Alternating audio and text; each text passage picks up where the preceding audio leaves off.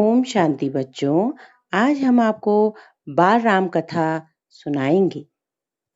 बच्चों, जैसा कि आप सभी जानते हैं कि रामायण वाल्मीकि जी द्वारा लिखी गई थी और हमारी पुस्तक बाल राम कथा भी उसी वाल्मीकि द्वारा रचित रामायण पर आधारित है, जिसे मधुकर उपाध्याय जी ने लिखा है।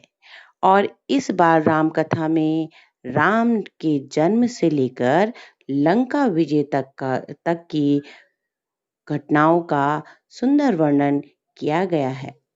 आज हम आपके सामने लाए हैं अवधपुरी में राम। तो चलिए शुरू करते हैं। अयोध्या सरयू नदी के किनारे एक सुंदर नगर था। यह कौशल राज्य की राजधानी थी। इसकी इमारतें भव्य थी। इसकी सड़कें चौड़ी व सुंदर बाग बगीचे थे। यहाँ कोई दुख और विपन्नता नहीं थी। विपन्नता का मतलब होता है गरीबी। यहाँ पर कोई लोग गरीब नहीं थे। बड़ा ही सुंदर वातावरण था।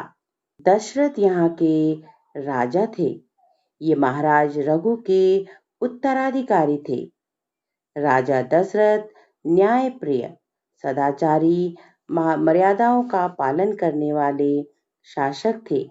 उनके पास सभी प्रकार के सुख थे। उन्हें एक ही दुख था कि उनकी कोई संतान नहीं थी। फिर उन्हें अपने उत्तराधिकारी की चिंता हुई। उन्होंने इस संबंध में मुनि वशिष्ठ जी से चर्चा की। तो मुनि वशिष्ठ जी ने उनको राजा दशरथ को पुत्रेष्टि यज्ञ करने की सलाह दी। यज्ञ तपस्वी ऋष्य श्रृंग की देखरेख में हुआ। अग्नि देवता ने महाराज दशरथ को आशीर्वाद दिया। इस प्रकार तीनों रानियां पुत्रवती हुई। बड़ी रानी कौशल्या ने चैत्र नवमी के दिन राम को, मंजली केकई ने भरत को और छोटी रानी सुमित्रा ने 2 पुत्रों लक्ष्मण तथा शत्रुघ्न को जन्म दिया। पूरे राजमहल में खुशियां ही खुशियां छा गई। चारों राजकुमार धीरे धीरे बड़े हुए। चारों अत्यंत सुंदर थे तथा उनमें आपस में बहुत प्रेम था। उन्होंने कुशल और अपनी विद्या में दक्ष गुरुजनों से ज्ञान अर्जित किया तथा शस्त्र विद्या सीखी। फिर राजा दशरथ को राम सबसे प्रिय थे।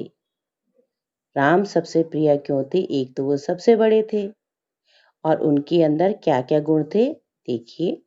उनके अंदर विवेक, शालीनता और न्याय प्रियता थी। राजकुमार भी विवाह योग्य हो गए। राजा दशरथ ने अपनी संतानों के लिए सुयोग्य बहुएं खोजना चाहते थे। फिर एक दिन सब राजकुमारों के विवाह के बारे में मंत्रणा चल रही थी। उसी समय महर्षि विश्वामित्र वहां पधारे। दशरथ ने उन्हें ऊंचा आसन दिया और आने का कारण पूछा। उन्होंने राजा दशरथ से कहा कि मैं सिद्धि के लिए यज्ञ कर रहा हूँ। उस यज्ञ में राक्षस बाधा डाल रहे थे और उन राक्षसों को आपका ज्येष्ठ पुत्र राम मार सकता है, क्योंकि इसीलिए यज्ञ की रक्षा के लिए अपने ज्येष्ठ पुत्र राम को मुझे दे दें ताकि यज्ञ पूरा हो सके। राजा दशरथ ने कहा, मेरा राम तो अभी 16 वर्ष का ही है, वह राक्षसों को से कैसे लड़ेगा। तो यहाँ पर क्या हुआ कि राजा दशरथ को अपने बेटे राम की चिंता हुई कि अभी तो वो 16 ही साल का है और इतने राक्षसों से किस प्रकार से लड़ेगा। उनके मन में थोड़ा सा डर सा आ गया। अब उसके बाद क्या होता है देखिए, वह अपने प्रिय पुत्र राम को अपने से दूर नहीं भेजना चाहते थे। ऋषि ने दशरथ से कहा कि रघुकुल की रीति तोड़ रहे हैं, वचन देकर पीछे हट रहे हैं, यह कुल के विनाश का इस प्रकार से ऋषि ने उन्हें समझाया और उन्हें याद दिलाया कि आपकी रीति क्या है। रघुकुल रीति सदा चली आई, प्राण जाई पर वचन न जाई। अब इस प्रकार से तुम्हारे जो रीति है उसको तोड़ोगे तो ये क्या है, मुझे ऐसा लग रहा है कि ये विनाश का सूचक है, अच्छी बात नहीं है।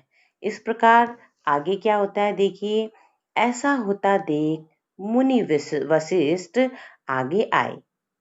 उन्होंने कहा, महर्षि विश्वामित्र सिद्ध पुरुष हैं, उनके गुप्त विद्याएं के जानकार हैं। राम भी उनसे अनेक विद्याएं सीख सकेंगे। दशरथ ने दुखी मन से यह बात स्वीकार कर ली, परंतु उन्होंने राम के पास साथ लक्ष्मण को भी जाने का आग्रह किया। विश्वामित्र ने दशरथ की बात को मान लिया। दशरथ ने राम लक्ष्मण को दरबार में बुलाया और अपने निर्णय के बारे में बताया। दोनों भाइयों ने आदर सहित सिर झुकाया और मान लिया। आगे दोनों राजकुमार बिना देर किए महर्षि के साथ बिहड़ जंगलों की ओर चल पड़े। विश्वामित्र आगे आगे, राम और लक्ष्मण धनुष संभाले और तरकस बांधे पीछे चल रहे हैं। तो बच्चों, अब पाठ में आए कुछ कठिन शब्द हैं जिनके अर्थ इस प्रकार हैं। पहला है दर्शनीय, देखने योग्य। दूसरा विलक्षण, अद्भुत, सरोवर, तालाब। संपन्नता, धनी। विपन्नता, गरीबी। पारंगत, निपुण। वियोग, अलग होना। संज्ञा शून्य, अचेतना। तुड़ीर, तरकस। तो बच्चों, आज हमने आपकी बाल राम कथा में पहला पाठ अवधपुरी में राम पाठ पढ़ा और समझा। धन्यवाद।